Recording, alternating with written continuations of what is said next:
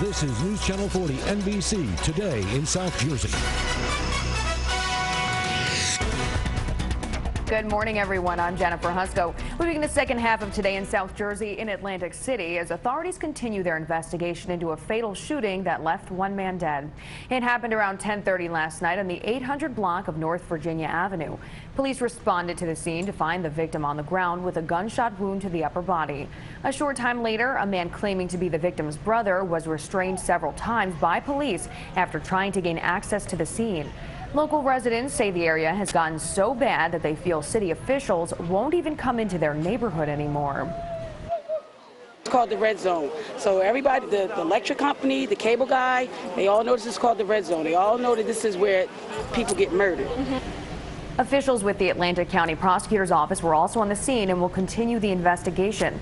The victim has not yet been identified and no suspect information has been given at this time. Police have located a vehicle that was believed to be involved in an early morning chase with authorities. An NBC 40 photographer on the scene confirmed that a SWAT team, state police, and several canine units surrounded a building near Jackson Road and 10th Street in Buena Vista Township. Authorities have not said whether any suspects were inside or whether any arrests have been made. It's believed that authorities are searching for one man who led multiple law enforcement agencies on a chase through Cumberland, Camden, and Atlantic counties, beginning before 1 o'clock this morning in Vineland. It's not known whether the suspect is also tied to an incident late last night where a woman was slashed in the back of the neck with a machete on the 400 block of South 6th Street in Vineland. Authorities have not released any information on either the stabbing or the chase at this time.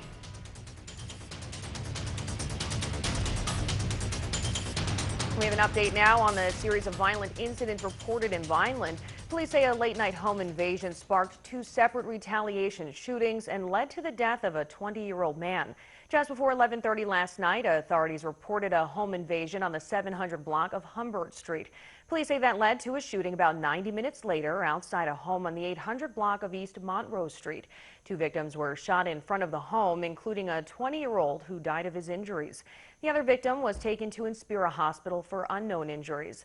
Authorities say a second shooting happened around 2:30 this morning, only a few blocks away on East Park Avenue. One person was shot in the back and was flown from the scene, while another victim suffered a gunshot wound to the foot. Both victims were taken to Cooper Hospital. The extent of their injuries is still unknown. Vineland police say all three incidents remain under investigation this morning.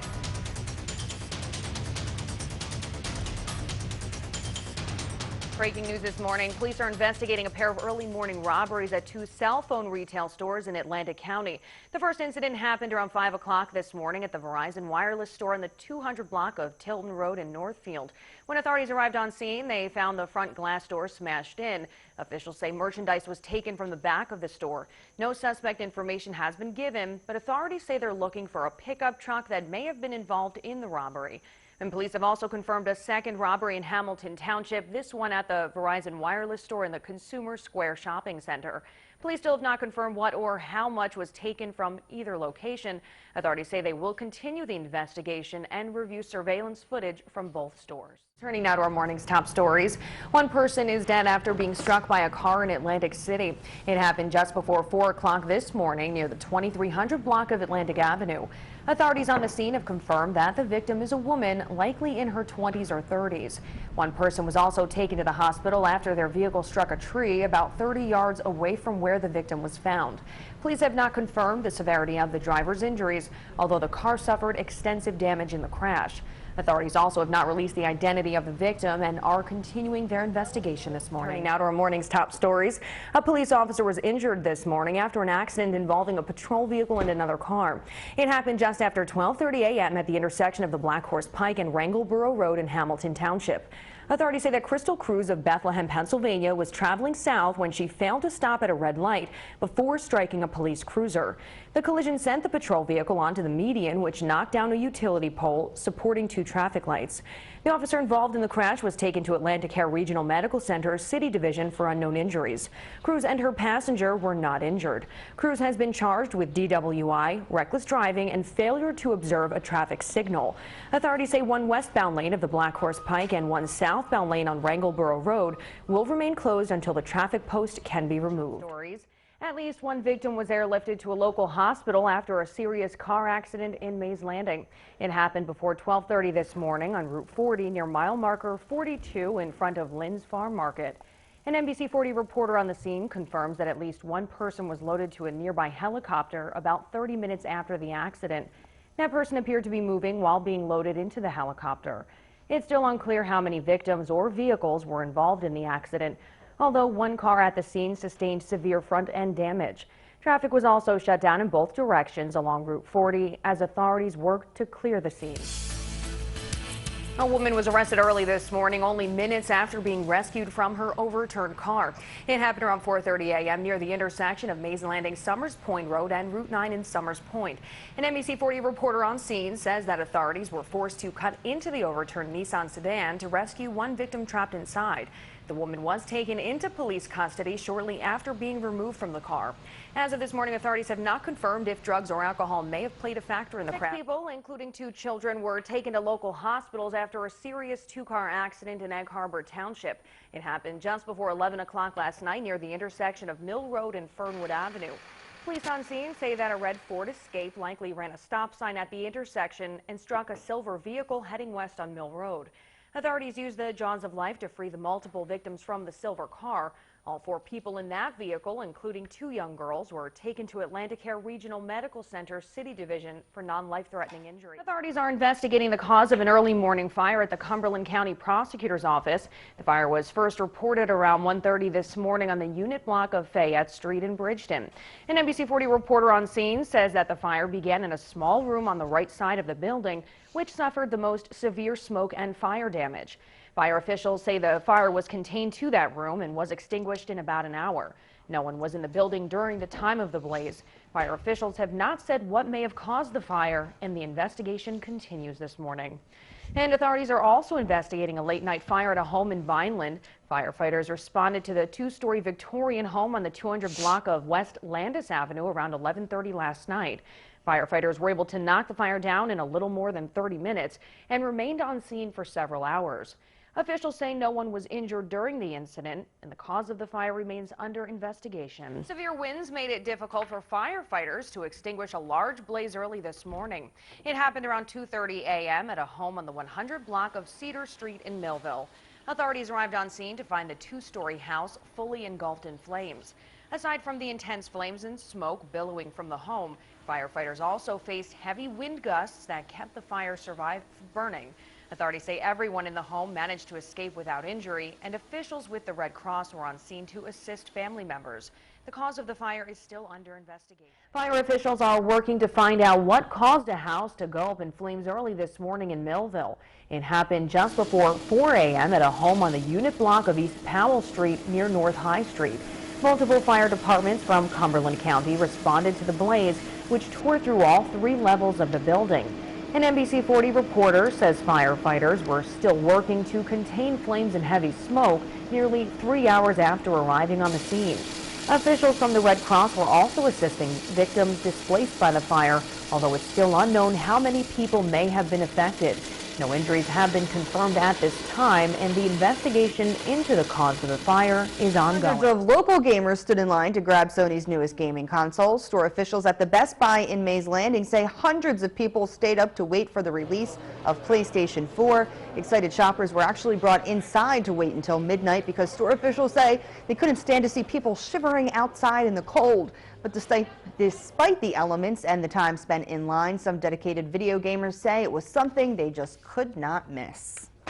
Biggest thing for me was just being one of the first and just being able to do it, because if I can, I will. And I mean, I don't know, it's just fun. This is fun, just going here at midnight and just getting everything, and it's just a blast. Officials at the Mays Landing Best Buy say that 180 pre-orders were placed leading up to this morning's release, and that shoppers have all week to pick up their consoles. And for those looking to snag one without a reservation, store officials say that they are sold out at least for the rest of the day. Potter and the Deathly Hallows Part 2 will be playing on about 11,000 screens across the country today. And locally, hundreds of South Jersey fans turned out this morning to get a first glimpse at the final film. Moviegoers here at the Regal Cinemas in Mays Landing attended one of the 8 midnight screenings, and our NBC 40 cameras were there when the movie ended to get first-hand reviews. I think it's the movie of the season. I think so as well. This just hit home for everybody because just a part of everybody for a long time. It's definitely the best one of the whole series. No, it was better. Awesome. Yeah, it was better than I thought. It was awesome. the best one. Right now, I think just because I'm riding the Harry Potter high, this is #1. This is it. This is awesome. I'm going to say, I love Harry Potter, you muggles! Yeah! Warner Brothers says the film has already pulled in more than $40 million in worldwide ticket sales, and that it's possible it could break the opening weekend box office record of $158 million currently held by The Dark Knight. Coming up in the second hour of Today in South Jersey, with the temperatures dropping across the area, local officials have declared a winter warning for those who may be outdoors today. Plus, the winningest basketball team in history returns to Atlantic City later this month. We'll have more on what they'll be doing in South Jersey before their big show, and even welcome one of the Globetrotters into our studio. Those stories and more coming up next. Hey there, Jenny. Hello, South Jersey. It's a big morning for us here on Today in South Jersey as Harlem Globetrotters guard Bull Bullard is going to join us live in the studio. Now, his basketball is probably a little bigger and certainly much cooler than this one, and that's very noble. Get it? No bull. Plus, as Adam Rudd has been showing us, it's way too cold outside to go golfing right now. But what if you could play around indoors and also maybe lose some weight in the process? Those stories and more are coming up next. Now, Jenny, you and Bull Bullard will be talking about a different kind of ball a little bit later on in the show. But for now, their sports, their notes, their sports notes. Have a great weekend, everyone. Still to come on Today in South Jersey, it may look like he's getting a little antsy behind the scenes, but this Harlem Globetrotter is just getting warmed up. Just ahead, we'll ask Bull Bullard what kind of tricks will be up his sleeve when his team hits Boardwalk Hall later this month. That and more coming up. Still to come on Today in South Jersey, he's waited all morning to show off his skills on our set. Just ahead, we'll officially welcome the Harlem Globetrotters back to South Jersey and go one-on-one with the slam dunk king, Bull Bullard. Those stories and more coming up next. How are you doing? We all saw, I think we even have some footage of it at the tour in Central America when you had a little accident. Yeah, I was in Honduras when I went up for a dunk that I do all the time. I went up for the dunk, and I guess the basketball room wanted to play basketball back with me. So it dunked me, and it was painful a little bit, dislocated my shoulder, had a little gash over my eye, but I'm healed up now, hopefully to be ready to go in the next couple weeks. So. Great, and you're from Detroit, so now you travel the world. Tell me what the most unique things you've seen. I've seen so many unique things, I couldn't tell you all, but one of my favorite countries to go to is I want to say Germany, just because of all the architectural structure over there. It's a great time, but that's not excluding any of the other great countries that I've been to around the world. So. And here you'll be coming to Atlantic City. You're in the area right now. Yep. What are you most excited about? Oh my gosh, I'm excited about everything. I don't know. You have to read my profile. I'm excited about everything. Whenever I go out there, just entertaining the kids and the families all around the world. December 29th at 2 p.m. we will be here at the Boardwalk Hall. So you guys have to come out. Come out and enjoy it. And we have some kids who are lucky in our area this morning. You'll be going to see a second grade class in Egg Harbor Township for anti-bullying. Why is it so important to you? Well, it's so important to me because I was bullied all the way up and through the 9th grade of high school. Yeah, so whenever I go out to talk to the kids about anti-bullying, it's kind of touches home for me. You know, so I could tell them my story and then so they can relate a little bit, you know. And you and your other teammates, you always do this. You go around, we have plenty of footage showing right now of, you know, going to the schools and talking to the kids, and it's really important to start at that young age. Yeah, it is very important. We're talking about the ABCs of bullying prevention, where we, the A stands for action, B stands for bravery, and the C stands for compassion. We teach them all those 3 elements, and they love it. They actually do, because they also get to have fun towards the end with us. That's great. And now, tell me how you got into basketball. When I was 13 years old, I was in foster care, and I didn't really want to do anything besides sit around the house and mope. But my foster mom made me get up, go outside, and do something because I was eating up all the food in the house and growing so fast. So she told me to go outside, and I was been playing basketball since I was 13 years old. Wow. And then how long have you been with the Globetrotters? 6 years. 6 years. 6 years. Yep. 51 countries around the world. Every place I go is amazing. every city I go to is different. So. And we know you have a signature move. Can you tell us about that? Yes, I do have a signature move. After every time I dunk, I do my little bull horns, and everybody in the audience does the bull horn sometimes too. It's kind of amazing to get that reception whenever you do something, because it shows that somebody's watching you. So. Oh, that's great. And what other tricks do you have up your sleeve? Well, I don't know. I do have a basketball in my hand, and I do play for the Harlem Globetrotters. You guys have to come out and see it.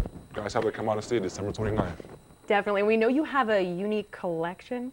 Oh, we're not going to go there this one. I'm just kidding. It's socks and it's shoes also. Socks more so anything. That's pretty funny. And now you're pretty athletic. We heard you tried out with the Jets. Yeah, the New York Jets in 2008. I was in the rookie camp for 3 days. Never played football before in my life. I went down and learned a lot, but basketball was my niche, and I stuck to it. Yeah, and show us that move again. Spin it on your finger. Is it hard to do? It's not hard to do. If you hold your finger up, I can do it for you. All right. See? Oh, check that out. Maybe I could maybe I can join the team too. Maybe. We do have 3 women on the team. Yeah, you guys have to come out and see them. You never know who's going to be here. Yep. Excellent. All right, Bull, thank you so much for joining us. And you can see Bull and the rest of the Globetrotters teammates when they hit Boardwalk Hall on Sunday, December 29th. Globetrotters are promising to take fan interaction to a whole new level when they bring their ball handling, trick shots, and amazing dunks to Atlantic City as part of their Fans Rule World Tour. For ticket information, you can stop by the Boardwalk Hall box office or visit Ticketmaster.com. All right, Adam, let's head over to you for a check of the forecast. And from all of us here today in South Jersey, I think Bull has a very special birthday to announce. We'd like to wish TNT Maddox from Temple University, graduate celebrating the very 30th birthday yesterday. Awesome. And if you have a birthday you'd like us to announce, just email us their picture, name, and birthday to birthday@NBC40.net. Birthdays for the week will be announced every Friday. Stay with us. We'll be right back.